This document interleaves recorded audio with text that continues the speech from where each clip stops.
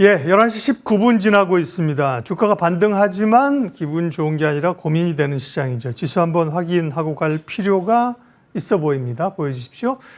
코스피가 1% 정도 상승이었었는데요. 지금은 5포인트로 상승폭이 확 줄었고요. 예, 심지어 코스닥은 지금 마이너스로 반전을 한 상황입니다. 시장의 고민들을 지수가 말해주는 거죠.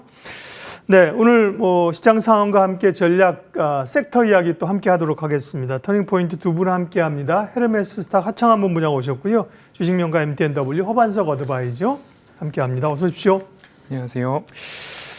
자, 시장 이슈 보면서 얘기하도록 하죠. 네, 첫 번째는요.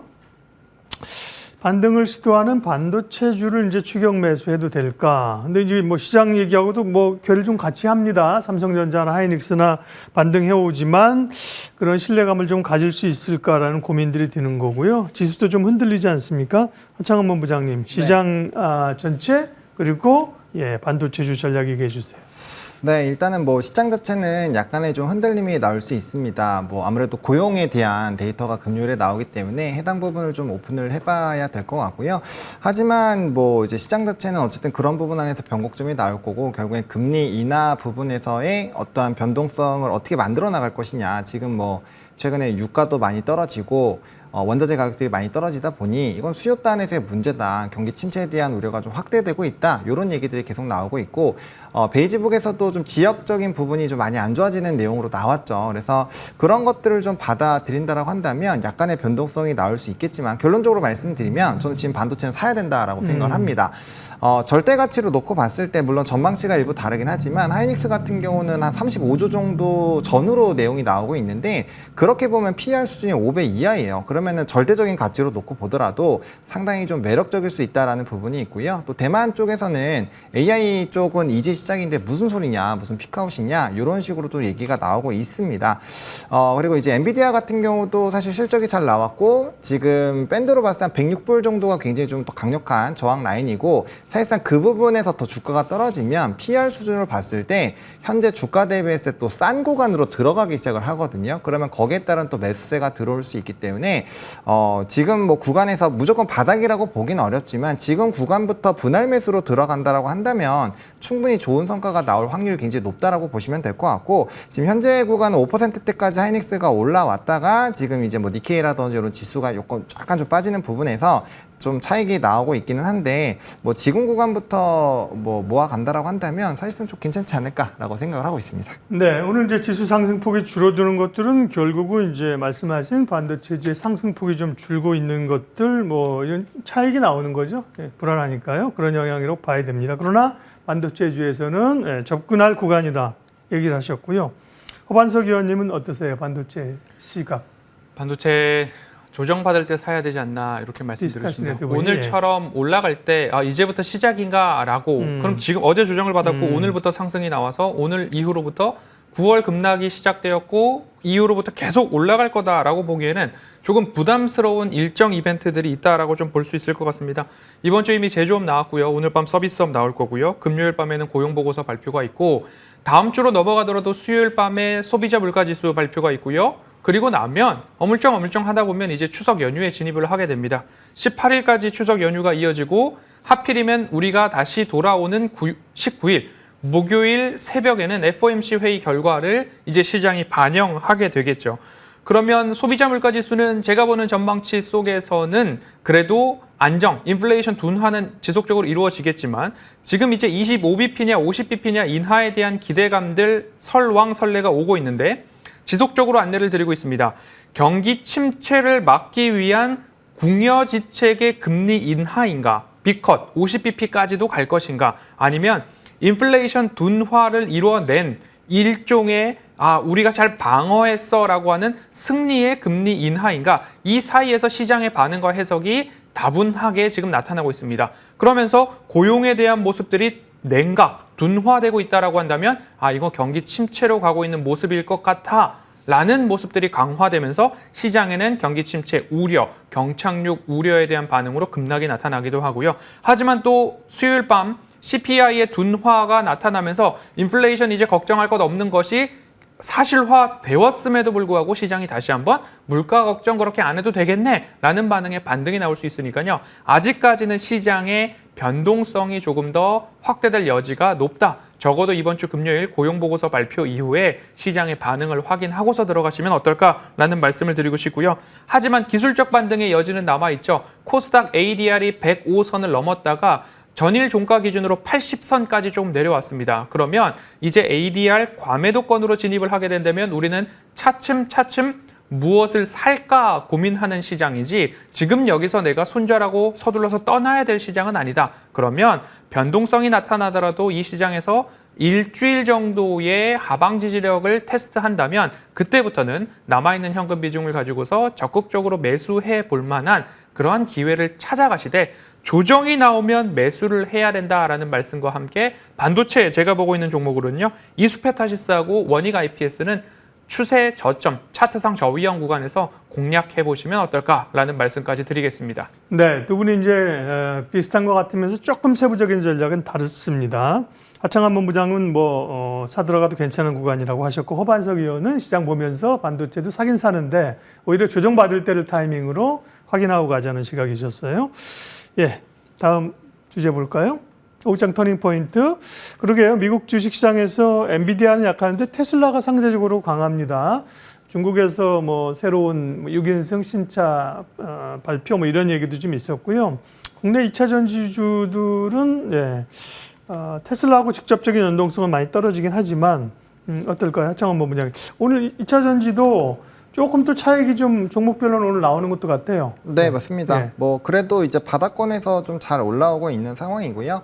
일단은 배터리 쪽에서는 사실 LG 엔솔 같은 게 좀 영향력이 있다라고 보시면 될 것 같고, 그 다음에 이제 수급적인 전환 기조가 좀 일부 나오고 있다라고 보시면 될 것 같습니다. 그 해외 특히나 미국장에서도 기술주 중심으로 많이 올랐기 때문에 헤지펀드라든지 이런 좀 자금에 대한 부분들이 기술주는 좀 많이 차익을 하고, M7 중에서 좀 미운오리 새끼 역할을 해주고 있는 종목군들로 좀 옮겨가고 있는 부분들이 일부 있고요.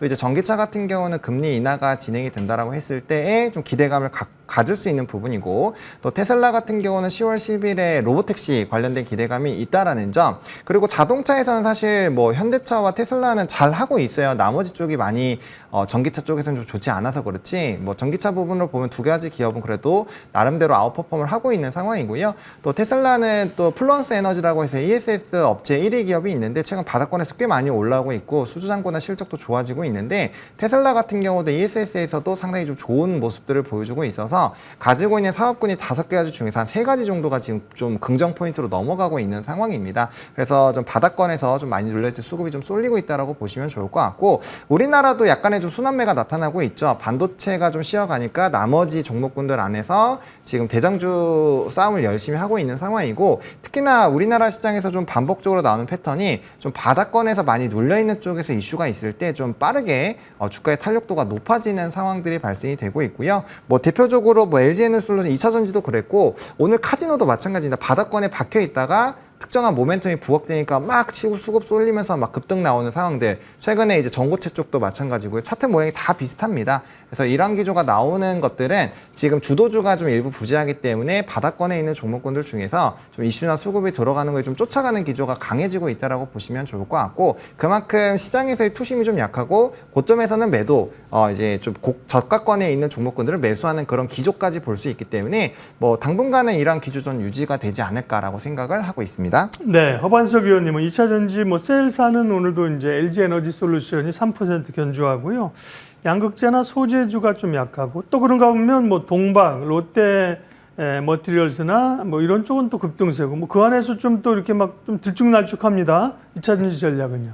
2차 전지 오늘까지 하면 거의 한 3달째 계속 말씀을 드리고 있는데요. 최악의 실적이 주가 최저점이었다라는 부분은 이제 검증이 되었습니다. 제가 3월 감사보고서 발표 이후에 이제부터는 2차 전지를 조금씩 담아도, 그리고 장기적인 매직 관점으로 보셔도 괜찮을 만한 시점이 아닌가라고 말씀을 드린 이후에 LG 에너지 솔루션이 7월 11일 실적 발표 이후에 어닝 쇼크였음에도 불구하고 주가가 떨어지지 않았습니다. 이게 두 번째 시그널이 될 수 있겠죠. 그러면 최악의 실적에서 주가 최저점이 나왔습니다. 그 다음부터는 반등 흐름들이 나타나고 있는데, LG 에너지 솔루션 같은 경우에는 외국인 기관의 동반 순 매수가 지속적으로 이어지고 있습니다. 그렇다라고 한다면 보유자분들께서는 추가적인 상승까지도 조금 길게 우리는 살펴본 종목 중에 하나니까요. 셀 3사 중에 LG에너지솔루션, 그 다음에 전고체 쪽에서 가장 선두에 있는 삼성 SDI 같은 경우에도 보유자 영역에서 조금 더 목표가를 높여서 장기 관점으로 지속적으로 보시면 좋을 것 같고요. 그리고 나서 전고체를 그 다음으로 바로 말씀을 드렸습니다. 이수 스페셜티 케미컬, 한농 화성 이렇게까지 해서 말씀을 드렸고 그 다음으로는 전기차 화재에 대한 이야기 지속적으로 나타나고 있습니다. 시장의 수급, 거래 대금이 적기 때문에 이슈성, 테마성 종목들의 순환매가 지속적으로 나타나고 있는데 전기차 화재에 대한 부분들은 새롭게 다시 부각될 가능성도 높기 때문에 민테크, 한중 NCS, 덕양산업, 엠젠솔루션까지도 전기차 화재 진압과 관련된 모습으로 좀 보시면 좋겠고요. 너무 많이 올랐을 때는 말씀을 잘 안 드렸습니다. 하지만 전기차 화재 진압 관련된 액침 냉각까지도 포함을 해서요. 다시 조정을 받고서 하방 지지가 나온다라고 한다면 셀 3사가 LG에너지솔루션 40만 원 위에서 난 진입하기가 조금 부담스럽다라고 하시면 전고체 배터리 그리고 화재 진압, 배터리 화재와 관련된 이슈가 있는 종목들로 조정을 받을 때 아래에서 다시 관심 가져보시면 좋겠습니다. 네. 뭐 바이오도 그렇고요. 2차 전지도 그렇고 이제 그 안에서 섹터가 오르면 그 안에서의 또 종목을 찾아야 되는 과제가 있는 거죠. 종목 이야기까지 해 주셨습니다. 오장 터닝 포인트 세 번째 주제 확인하겠습니다. 네, 화장품주. 사실은 화장품주가 좋죠. 그럼에도 불구하고 뭐 시장 영향들 이러면서 좀 조정을 좀 받았다가요. 다시 좀 올라옵니다. 최근에는 어제 오늘 한국 콜마가 좀 강한 것 같고요. 기대감들이 있습니다. 호반석 의원님, 시장에 어쨌든 수출이 되긴 되지만 증가세 둔화 뭐 이런 우려감들이 있었습니다. 그런 걸 이제 좀 불식시킬 때가 됐습니까? 네, 많이 올랐기 때문에 많이 떨어졌고 그러면 다시 추세 저점에서 우리도 수출에 대한 모멘텀이 있는 종목들 그리고 섹터이기 때문에 지속적으로 다시 공략해 볼 만하다라고 말씀을 드리고 싶습니다. 아주 예전으로 돌아가 보면요. 2차 전지가 활황 보일 때 특히 양극재 기업들이 활황을 보일 때 고점에서 물려서 굉장히 고생했던 경험이 있고요. 반도체도 고점에서 물려서 고생하고 계신 분들이 지금도 있지 않을까 싶습니다. 다시 한번 화장품 섹터도 마찬가지죠. 올라갈 때 좋다고 너무 높게 잡으면 지금처럼 조정이 나와서 누군가는 이제부터 매수의 기회로 활용해 볼 만한 지점이 누군가에게는 야 너무 힘들다. 여기서 손절해야 되겠다라고 하는 정반대의 대응이 나올 수 있기 때문에 그래서 줄곧 차트상 저위험 구간에서 매수 진입에 대한 고민을 꾸준하게 해보시면 좋겠다라는 말씀을 드립니다. 화장품 섹터 2분기 실적 발표 이후에 고점 대비 20% 이상, 25에서 30% 사이로 대부분 차익 매물 출회가 나왔습니다. 거래 대금이 적은 시장이기 때문에 신규 매수 자금이 부족합니다. 그러면 많이 오른 종목들에서 차익 매물 출회에 대한 영향이 있었을 것이고요. 아모레퍼시픽이나 코스맥스 같은 일부 종목들에서 어닝 미스가 나오다 보니까 여기에서 하락이 나오자 동반 화장품 섹터에서의 차익 매물 출회가 조금 더 가속화되지 않았나 싶습니다. 거기다가 더해서 7월달, 8월달 수출 데이터가 조금 꺾이는 것 아닌가 하는 불안감들이 추가적으로 매물 출회가 나오다 보니까 고점 대비해서 25%가량의 하락이 나왔습니다. 하지만 산업의 방향성과 시장의 성장성을 생각해 보았을 때 화장품에 대한 수출 데이터가 조금 감소는 하기는 했지만 아직까지 잘 나가는 섹터가 화장품이다라고 생각을 해봤을 때 오히려 화장품은 기다렸던 분들에게는 기회의 시간이 아닌가 싶습니다. 제가 줄곧 말씀을 드리는 차트상 저위험 구간 추세선을 한번 그려보시면요. 선호주로 이렇게 좀 보입니다. 마녀공장, 그리고 VT, 그리고 APR 이렇게 반등 흐름들이 조금 나오고 있으니까요. 다시 화장품은 관심 가져볼 때다라고 결론적으로 말씀드리겠습니다. 예, 섹터 얘기를 하면서 물론 뭐 긍정적일 때이긴 하겠지만 그 안에서의 관심 종목들을 이렇게 콕콕 찝어주셔서 허반석 의원님이 좋습니다. 화장품 기대감들이 있고 좀 올라오고 있고요. 다음은요, 터닝포인트 네 번째는 원전입니다. 원전이 이제 체코에서 수주하고 기대감들이 상당히 있었던 차에 사실은 뭐 뉴스 모멘텀 한번 반영됐는데 늘 미국의 웨스팅하우스 이런 쪽에서 이제 좀 발목을 잡으면서 약세인데요. 조정이 기회일까? 좀 올라와서 그럴까 했더니 뭐 오늘도 그렇고 여전히 약세이긴 합니다. 장한만 부장님. 네, 맞습니다. 일단은 뭐 최종 계약에 대한 기대감이 높아지는 이슈가 나오면서 이제 전일 같은 경우는 급등이 나왔는데 시간에부터 좀 조정이 나왔죠. 원전 네. 쪽이 조금 아쉬운 게 항상 이렇게 급등이 나오고 연속성이 나오기보다는 조금 이렇게 빠지는 경우가 많이 있습니다. 그러다 보니까 추세적인 연속성을 가지기가 좀 힘든 상황이고요.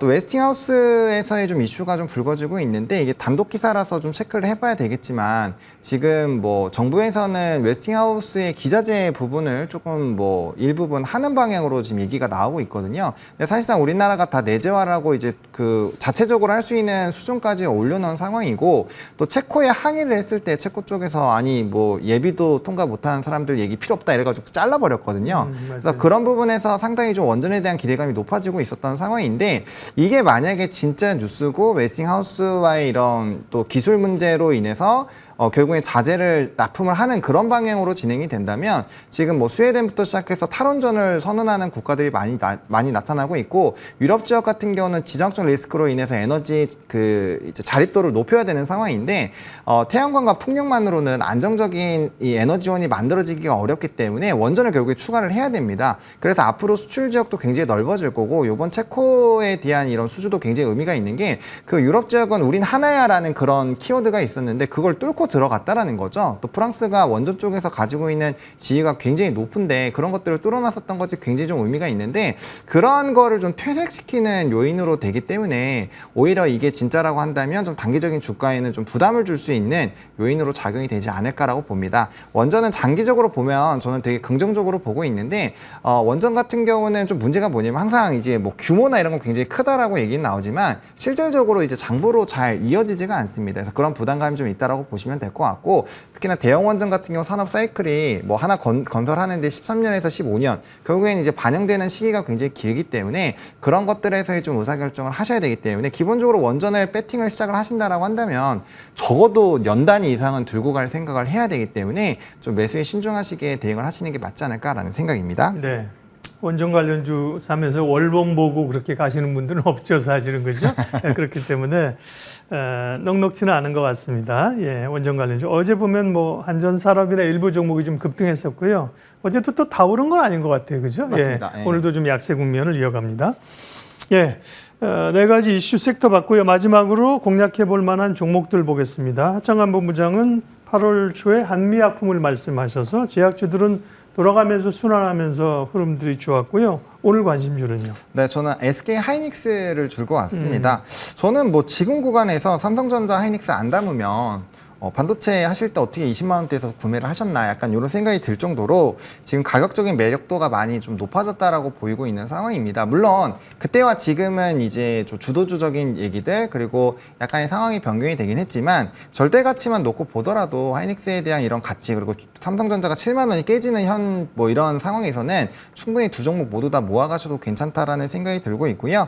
뭐 이제 기술적으로나 지금 대외적인 환경이 있다 보니까 뭐 바로 지금 모든 포트를 다 넣기는 어렵지만 분할 매수로 계속 나눠서 사신다라고 보시면 될 것 같습니다. 그리고 D램이나 낸드 쪽 특히나 D램 같은 경우는 HBM에 대한 뭐 지금 삼성전자 퀄테스 통과 또 얘기가 또 슬슬 돌고 있는데 그런 것들이 진행이 된다라고 한다면 레거시 업체들은 상당히 좀 수혜가 될 겁니다. 수율 부분에서 전체적인 생산량이 줄어들게 될 거고 거기에 따른 D램 가격에 대한 부분들 그리고 AI 가속기에 대한 투자나 그런 수요가 많이 늘어나고 있기 때문에 D램 부분 앞으로도 수요가 많이 늘어날 확률이 높습니다. 그래서 엔비디아가 일부 아성이 무너지더라도 사실상 삼성전자와 하이닉스가 가지고 있는 D램의 이런 점유율을 본다라고 한다면 충분히 우리나라가 더 약진을 할 수 있는 상황이거든요. 그리고 실적적인 기조가 꺾인 것도 아니기 때문에 어쨌든 이러한 상황에서는 충분히 좀 접근이 가능하다라고 보여주고 있는 상황이고요.